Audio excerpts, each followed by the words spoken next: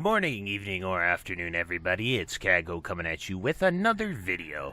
So today, we're going to be talking about the best gathering locations in Phase 2, what to look for, why you should look for it, as well as sort of the add-on setup I use for this.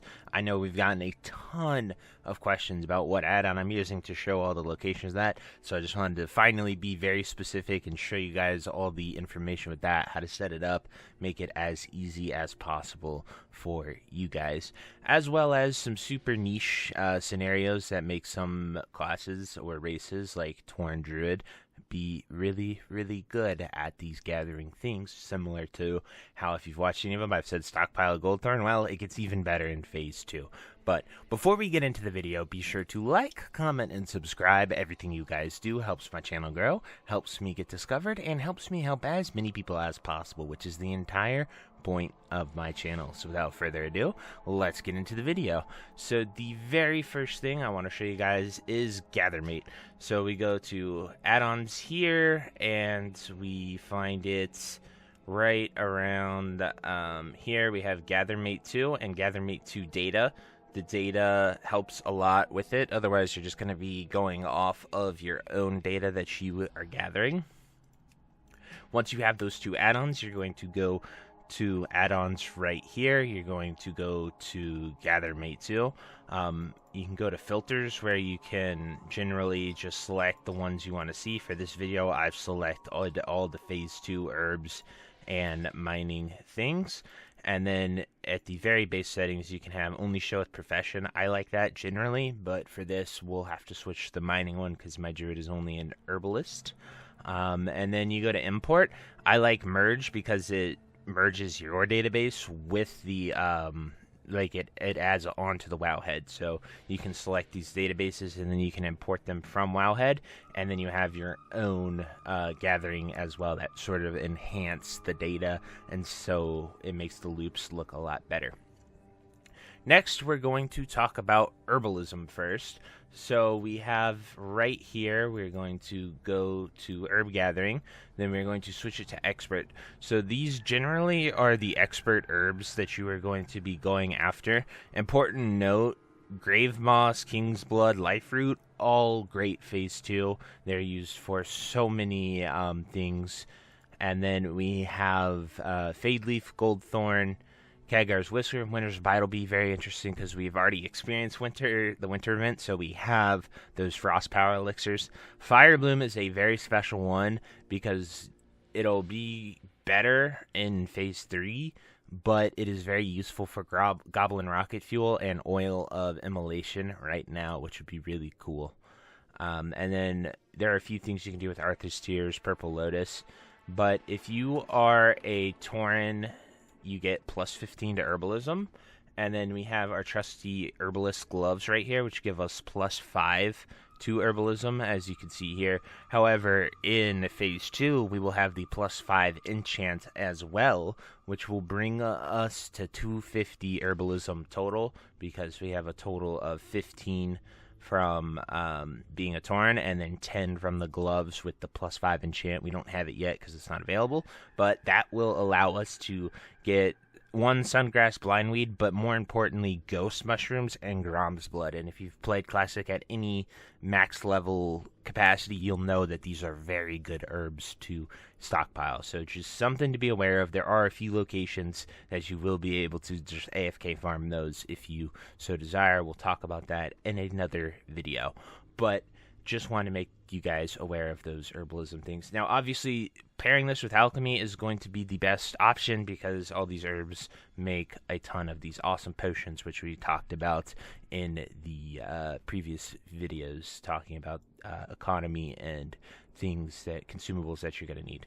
So next, that's enough herbalism talk. Let's go to mining. So mining is going to be very interesting. You're going to be going for iron, gold, mithril. You can get a helmet that gives you plus 5 mining, so you would be able to mine true silver, as well as you can get gloves to enchant. +5 mining, so you'll also be able to mine true silver. However, you won't be able to smelt true silver, so I'm not really sure if there's much use for just true silver ore, but it could be something to stockpile. They have very limited use as is, so nothing too crazy with that, but just wanted to note those are the resources you're going to be looking for with mining. Pretty simple. Go out there, find these ores, mine them. You'll get heavy stone and solid stone, and the solid stone will be very, very valuable for making bombs with engineering and sappers and all that fun stuff. So anyway, now I want to take the time to show you the map and where these locations that you're going to be herbing and mining are going to be. We'll do herbalism first. So some of the best ones early on is going to be Arathi Highlands, because you can get those Goldthorn, Kaghoe's Whisker. You can also find Kingsblood here.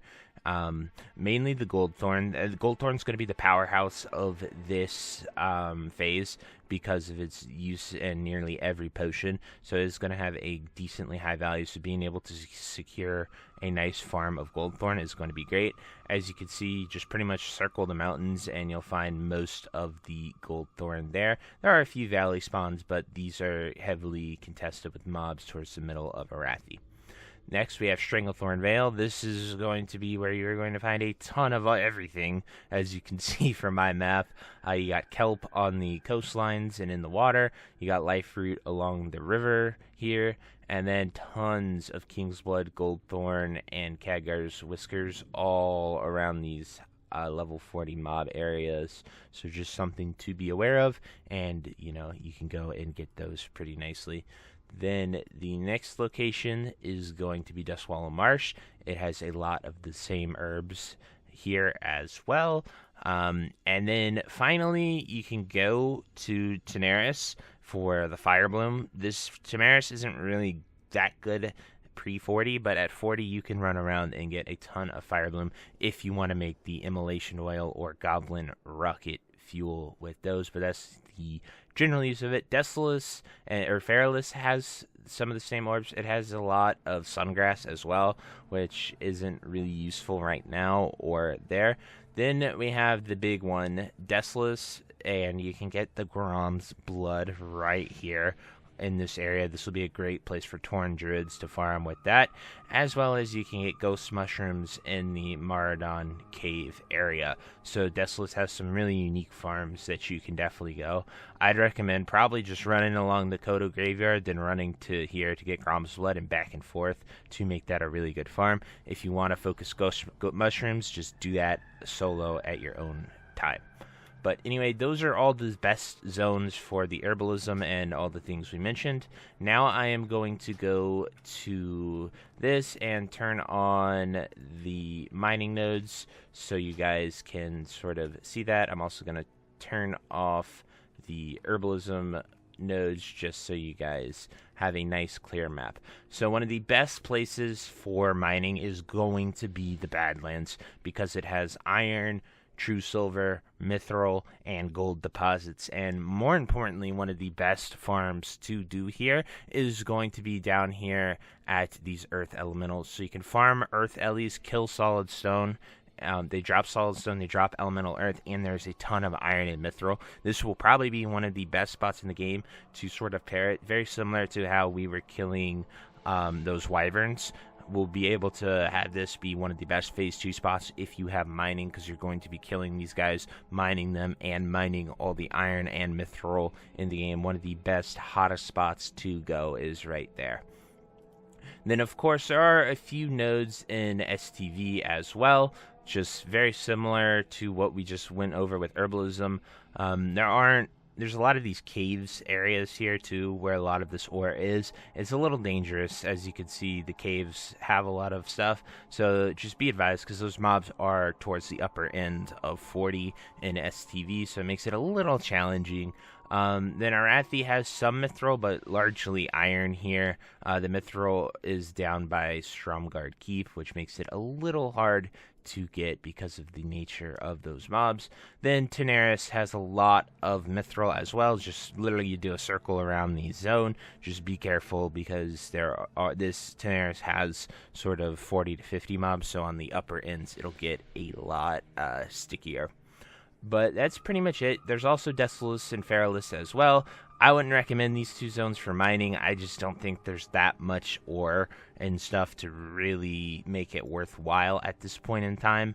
Badlands is going to be the place for mining for sure. Like, hands down, the best spot. But anyway, guys, that's sort of the overview for Phase 2.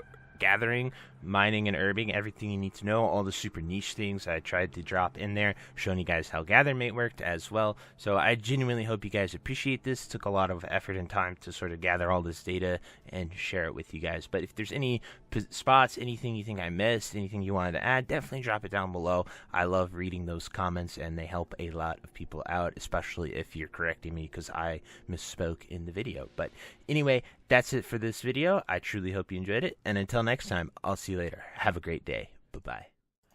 If you made it to the end of this video, thank you so much for watching. It truly means a lot to me. If you happen to find anyone that you know would also benefit from watching this video, please share it with them. It helps me out a ton and allows me to keep doing what I love every single day, and that is gaming and sort of helping people any way that I can. So finally, thank you so much, and I hope you have a fantastic day. Goodbye.